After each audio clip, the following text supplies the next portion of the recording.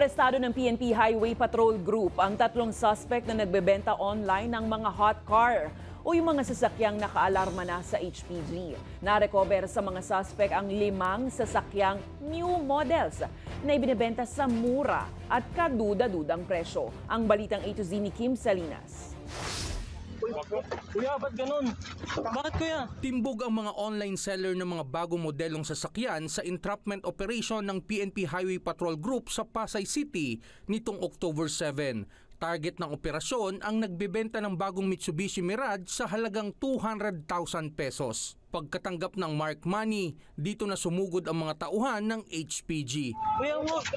Kuya, hindi naman ako Naikasa ang operasyon matapos magsumbong ang isang buyer sa HPG. Napag-alaman nga po ng yung PNP HPG talagang illegitimate or talagang talon sa kasa ito po mga sasakyan po ito. Bukod sa 2 sasakyang nabawi sa entrapment operation, na-recover din mula sa mga sospek ang mga bala at isang baril na walang dokumento.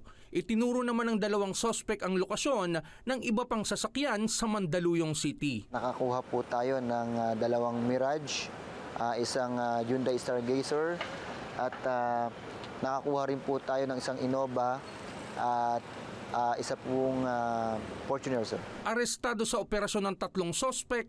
Ayon sa isang sospek, biktima rin umano sila. Hindi ko din po alam na ganun yung sasakyan na yun na pinabenta sa akin. Nag-ahente lang po ako din. Magtiwala kasi ako. Hindi ko din alam na ganun.